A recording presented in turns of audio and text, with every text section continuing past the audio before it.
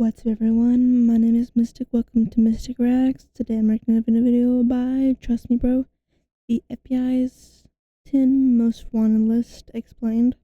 I watched the second one to this first, so check that out. But this is the first one on it, I believe, hopefully.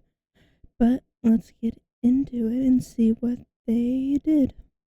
Every person currently on the FBI's most wanted list. Okay. Chances are you've heard about the FBI's most wanted list at some point in your life. It's also likely that you don't know much about it besides the fact that it's a list of criminals. Well, I was in the same boat, so I did some research. And today I'm going to explain a brief history about the FBI's most wanted list and then take a deep dive into every single person who's on the list and why they're there. Sounds good. Alert, these are some bad people. The most wanted list was actually born in 1949 when the director of the FBI was at dinner with the chief and editor of the International News Service as they were discussing ways to promote and capture the FBI's toughest guys. The FBI wanted to use the newspaper to spread awareness to civilians to get more tips to help arm law enforcement with information. Shortly after this meeting, the list was published, and that very same day, one of the members that was on the initial list was caught. And from that point on, the FBI's most wanted list has been a staple when it comes to high-level justice. To be eligible to even be put on the FBI's most wanted list, you have to do some terrible things. And in most cases, you have to have a long history or a string of multiple things under your belt. Some examples of which we're going to get into today. Oh, and the only ways to be removed from this list are being captured or dying. So take your pick. Alejandro Castillo. It's crazy that the first entry on this list is the youngest entry by far. Alejandro was only born in 1998 on November 26th, making him only 26 years old at the time of this recording. He was born in Arizona and is currently 5'6" and weighs anywhere from 180 to 190 pounds. He is male and Hispanic, and what landed him on this list may shock you. When Alejandro was only 17 years old, he was working at a Shomar's restaurant in Charlotte, North Carolina. He worked at this restaurant with his girlfriend, but not only his girlfriend, his ex-girlfriend also worked there as well. Alejandro's ex-girlfriend, Sandy, lent him some money, but unfortunately, she went missing before he could pay her back. But even stranger is the day after that Sandy, his ex-girlfriend, went missing, both Alejandro and his current girlfriend went missing as well. But although they all went missing, Alejandro and his girlfriend were no victims. They simply were on the run. What happened was the night before his ex-girlfriend Sandy went missing, Alejandro and Sandy had plans of meeting up so Alejandro could repay his debt, although that was never his intention. When the two met up, Alejandro and his girlfriend forced Sandy to get in the vehicle, and it was at that point when Alejandro's girlfriend held a gun to Sandy and they drove to the nearest ATM where she withdrew money. After this, they drove deep into the woods and Alejandro murdered his ex-girlfriend and left her body in a ditch. Alejandro's car was found abandoned a little bit outside of town, likely dumped by the murderers. But oddly enough, Sandy's car was found all the way in Arizona, basically on the opposite side of the country, where it was also abandoned. It was this discovery that allowed them to find surveillance footage of Alejandro and his girlfriend crossing the border into Mexico, where they currently reside. At least, Alejandro still does. 3 months after they disappeared into Mexico, Alejandro's girlfriend actually turned herself in. Alejandro's girlfriend claims that one morning she woke up and Alejandro was simply gone, and with nothing else to do, she decided to turn herself in, and whether he simply abandoned her or she's telling a lie to cover his tracks, we may never know. But Alejandro, the 17-year-old murderer who's now 26, is still at large. Donald Eugene Fields II. Donald definitely looks like somebody who would be on this list. He was born on July 9th in 1964, is anywhere from 6 to 6'4" tall. He's a white male and has a scar on his chest and a few tattoos as well. Fields is on this list for an extremely unsavory reason. He's alleged to have trafficked at least one child in Missouri from approximately 2013 to 2017. It is believed that Donald was knowingly attempting to recruit, entice, harbor, transport, provide, maintain, and solicit a person who he believed to be under the age of 18 years old. To put it in regular speak, he was essentially trying to sell a child for sex. His last known location is Franklin County, Missouri, but he's been reported to have been traveling around the country since 2022. Fortunately, one of the people that Fields was selling this underage person to was caught and sentenced to over 30 years in prison, and he even admitted to giving cash, a car, a motorcycle, Christmas presents, and vacations in exchange for access to this 14-year-old that Fields was soliciting. Every time the FBI gets a tip about him, they are putting up billboards, signs, and Facebook ads in the city to get any information. But unfortunately, it seems that Fields is typically one step ahead. Can they Although not I hope check he's brought to justice like very CCTV? soon. Vitel Om Innocent.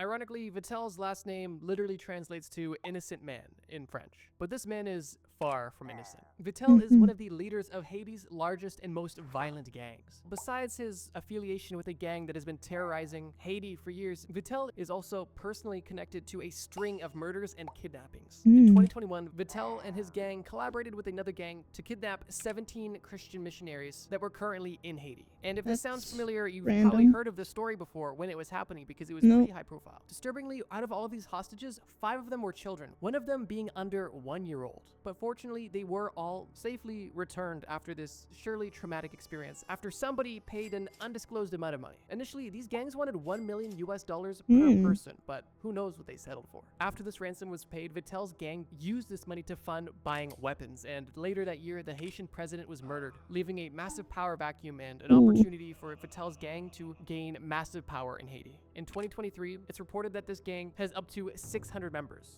including children who are fighting against their will. Interestingly, Vitel offers a strange perspective into the life of crime in Haiti, whereas last year he actually did a full documentary with reporters where he showed off his lifestyle and even spoke to reporters about how he came to power and what his lifestyle is currently like. He's it not goes even without saying that hiding. Vitel is considered armed and extremely dangerous. For Vitel, the FBI is offering $2 million for anybody who can offer information leading to his arrest. Wait, why is Based he on on the the brief US? that I gave about Vitel, it's understandable was why in this price is so Haiti. high. And I also think it's no wonder how he's still on the loose today.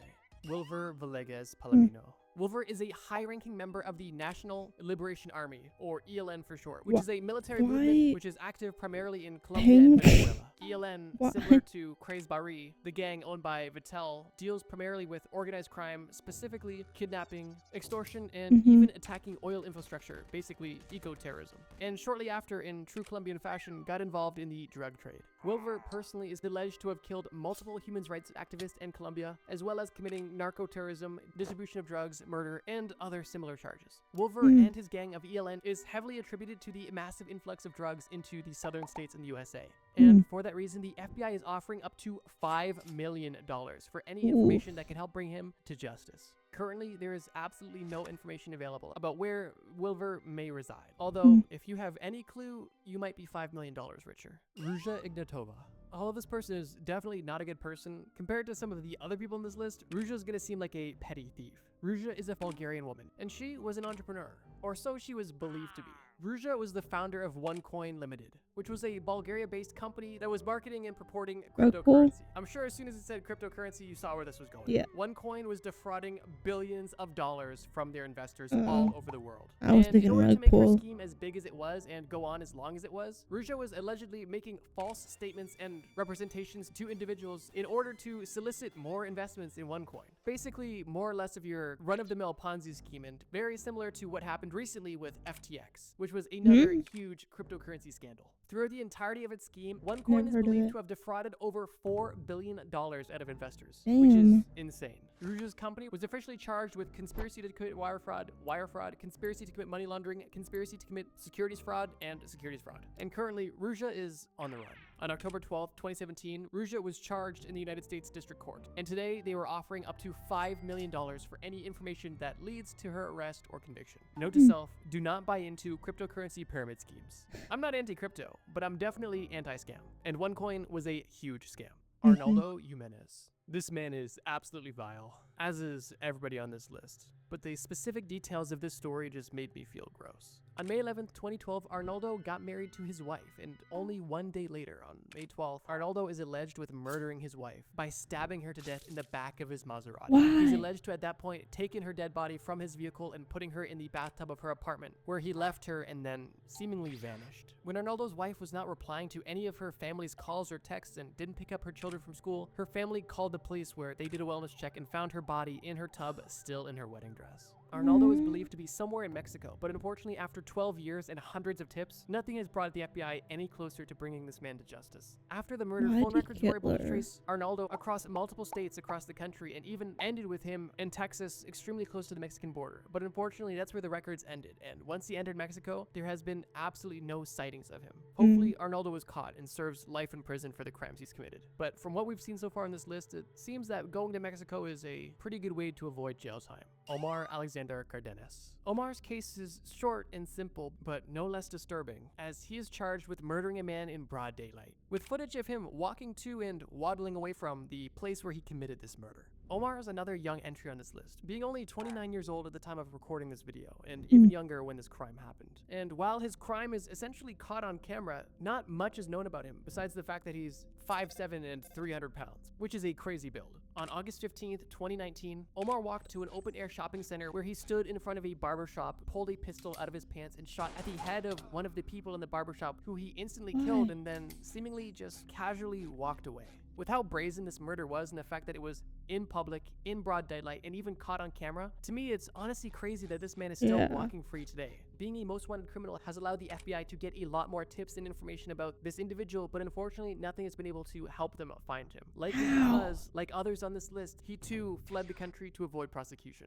Yulan Adonai Archaga Carayas. MS-13 is one of the most violent criminal organizations in the world. Active primarily in South America, specifically Honduras, Guatemala, El Salvador, but currently are active in Mexico and the United States as well. Yulan here is the alleged leader of the MS-13 in all of Honduras, making him responsible for a lot of shenanigans, to say the least, such as drug trafficking, human trafficking, extortion, kidnapping, and extreme acts of violence. Yulan specifically is wanted in the US for trafficking multi-ton loads of cocaine into the United States, as well as murder and a laundry list of others. Crazily, Yulan was actually apprehended and charged in court for the murder of 2 Honduras prosecutors, when during his trial, 20 armed men dressed in the same uniforms as the anti-gang unit walk into the court hearing and seconds after unload on the entire room. 4 police officers were killed, and Yulan was once again a free man. The power that these criminal organizations have in South America is honestly scary and strongly rivals the government, although some would argue that the two are intertwined. Although this man is only 5'5" and 160 pounds, he's one of the most powerful and deadly men in Honduras and likely in all of South America. And it's not necessarily shocking that the FBI is willing to offer up to $5 million for information leading to the conviction or arrest of Yulan. Alexis Flores. Alexis is another man from Honduras, although he is even shorter and smaller than the previous entry. He stands at a staggering 5'4" tall and weighs only 130 pounds. But his alleged crime is absolutely sickening. To put it bluntly, Alexis Flores is alleged to have kidnapped and strangled to death a 5-year-old girl in Philadelphia, Pennsylvania. This young girl was reported missing in July of 2000 and was found a few weeks later, lifeless, in the basement of an abandoned apartment building in August of 2000. Unfortunately, for this crime, there was little to no evidence, and the case went cold for multiple years. The only piece of evidence they had was a strange t-shirt. It wasn't until 7 years later in 2007 when DNA analysis advancements were far enough along where they were successfully able to find a matching DNA sample to someone that they arrested years prior for shoplifting and forgery. They finally had a lead and a perfect DNA match, closely linking this criminal to at least the owner of this t-shirt, which was directly at the crime scene. Although when they found out who this t-shirt belonged to, they had a whole new problem that they had to solve. They knew they had their guy, Alexis Flores, but when searching the database, they also saw that Alexis Flores was no longer in the United States. Alexis was actually deported years prior for other unrelated charges. And unfortunately, the authorities had no idea where he was. It's pretty shocking how somebody can do something, once again, so brazen in broad daylight and have absolutely nobody report or see anything. At least anything that was able to bring him to justice. Bhadresh Kumar Chetanbhai Patel. Ladies and gentlemen, before we get into the disgusting actions of the last person on the FBI's most wanted list, I just wanted to mention 2 quick things. When doing research for this video, I not only researched those who are currently on this list, but I also made a list of some of the most infamous people that have ever been on this list that has existed for over 70 years. And although YouTube doesn't necessarily love videos on these topics, if you guys want that video, I'd be more than happy to make a video about the most infamous people to ever be on the list. So leave a like or leave a comment letting me know you'd be interested in that video. And while the FBI most wanted list is definitely the most famous list, there's also another list full of dangerous criminals. That list is the US Marshals most wanted list, and they currently have 15 extremely dangerous criminals listed on there. So if either of those videos are something that you'd want to see, I'd be more than happy to cover. Just let me know by leaving a like or a comment. Now let's proceed with our final entry. Bhadresh Kumar shares a very similar and disturbing similarity to the first entry on this list. Bhadresh Kumar and Alejandro both worked at restaurants with their significant others. Bhadresh Kumar worked at a Dunkin' Donuts with his wife, and it's at that same Dunkin' Donuts where Bhadresh Kumar's wife would pass away. Customers entered this Dunkin' Donuts and called police after realizing that there was no employees at the store whatsoever. And once police entered the store, they checked in the back and found a lifeless employee. this employee being the wife of Badrish Kumar. Mm. Security footage pointed obviously to Badrish Kumar murdering his wife, as there was footage of both of them stepping in the back room and only Badrish Kumar leaving the back room before he fled the scene. Badrish Kumar was last seen taking a taxi from a hotel in New Jersey to a train station in Newark, where he hasn't been seen or heard from since. Hence why the FBI was so eager to put him on this list, as without any information or tips, this man is walking the streets free, and nobody wants that.